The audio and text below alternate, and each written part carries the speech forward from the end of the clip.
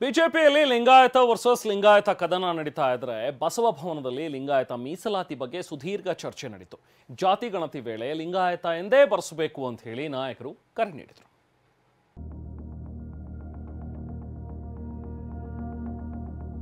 ಮೀಸಲಾತಿ, ಒಳ ಮೀಸಲಾತಿ, ಧರ್ಮ ಎಂಬ ಚರ್ಚೆಗಳ ಮಧ್ಯೆ ಇವತ್ತು ಬೆಂಗಳೂರಿನ ಬಸವ ಭವನ ಮತ್ತೆ ಮೀಸಲಾತಿ ಚರ್ಚೆಗೆ ವೇದಿಕೆಯಾಗಿತ್ತು. ವಚನ ದರ್ಶನ ಮಿಥ್ಯಾ ವರ್ಸಸ್ ಸತ್ಯ ಪುಸ್ತಕ ಬಿಡುಗಡೆ ಕಾರ್ಯಕ್ರಮದಲ್ಲಿ ಲಿಂಗಾಯತ ನಾಯಕರು ಮೀಸಲಾತಿ ಬಗ್ಗೆ ಪ್ರತಿಪಾದಿಸಿದ್ರು. ಬೆಂಗಳೂರಿನ ಚಾಲುಕ್ಯ ಸರ್ಕಲ್ನಲ್ಲಿ ನಡೆದ ಕಾರ್ಯಕ್ರಮದಲ್ಲಿ ಸಭಾಪತಿ ಬಸವರಾಜ ಹೊರಟ್ಟಿ, ಸಚಿವ ಎಂಬಿ ಪಾಟೀಲ್ ಸೇರಿದಂತೆ ಅನೇಕ ಮಠಾಧೀಶರು ಭಾಗಿಯಾಗಿದ್ರು. ಕಾರ್ಯಕ್ರಮದಲ್ಲಿ ಮಾತನಾಡಿದ ಸಭಾಪತಿ ಬಸವರಾಜ ಹೊರಟ್ಟಿ, ಸರ್ಕಾರ ಜಾತಿ ಗಣತಿ ಮಾಡ್ತಿದೆ, ಹೀಗಾಗಿ ಎಲ್ಲರೂ ಲಿಂಗಾಯತ ಎಂದೇ ಬರಸಿ ಎಂದ್ರು. ರಾಜ್ಯ ಸರ್ಕಾರಕ್ಕೂ ಮೆಜಾರಿಟಿ ಬೇಕಲ್ಲ, ಈಗೆಲ್ಲ ಇದನ್ನ ಗಣತಿ ಮಾಡಕ್ ಹೊಂಟಾರ. ಗಣತಿ ಮಾಡೋ ಉದ್ದೇಶ ಗೊತ್ತದೆ ನಿಮಗೆ? ಗಣತಿ ಮಾಡಿದ್ರೆ ಬೇರೆ ಬೇರೆ 63-65% ರಿಸರ್ವ್ ಮಾಡಕ್ ಹೊಂಟಾರ ನಡೆದಿದೆ. ಅದಕ್ಕೆಲ್ಲ ನಾಳೆ ಬರ್ತಿದೆ ನಿಮ್ಗೆಲ್ಲ.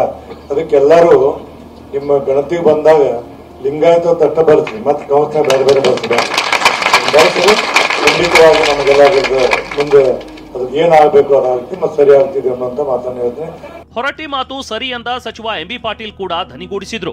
ನಮ್ಮ ಇಚ್ಛೆ ಇವತ್ತಿನ ದಿವಸ ನಮ್ಮದಾಗ್ಲಿ ವೀರಶೈವ ಮಹಾಸಭಾದಾಗ್ಲಿ ನಾವು ಇವತ್ತು ಎಲ್ಲರೂ ಕೂಡ್ಕೊಂಡು ಎಲ್ಲಾ ಉಪಪಂಗಡಗಳಿಗೆ ಒಂದೇ ಹೆಡ್ಡಿಂಗ್ ನಲ್ಲಿ ಇವತ್ತಿನ ದಿವಸ ಲಿಂಗಾಯತು ಅವ್ರ ಉಪಪಂಗಡಗಳು 108 ಬರ್ತಾವೆ.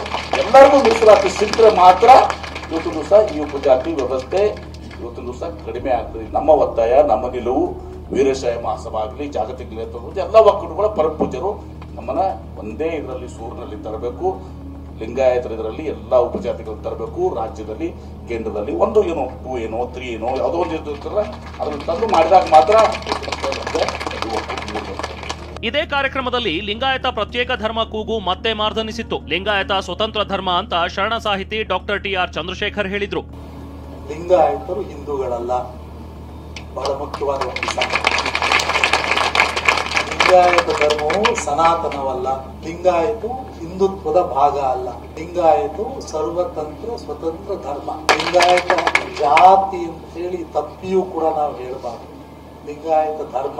ಒಟ್ಟಾರೆ ಇಂದಿನ ಪುಸ್ತಕ ಬಿಡುಗಡೆ ಕಾರ್ಯಕ್ರಮ ಮೀಸಲಾತಿ ಕುರಿತ ಚರ್ಚೆಗೆ ವೇದಿಕೆಯಾಗಿತ್ತು. ಲಿಂಗಾಯತರೆಲ್ಲ ಒಂದೇ ಸೂರಿನಡಿ ಬರಬೇಕು ಅಂತ ನಾಯಕರು ಅಭಿಪ್ರಾಯಪಟ್ಟರು.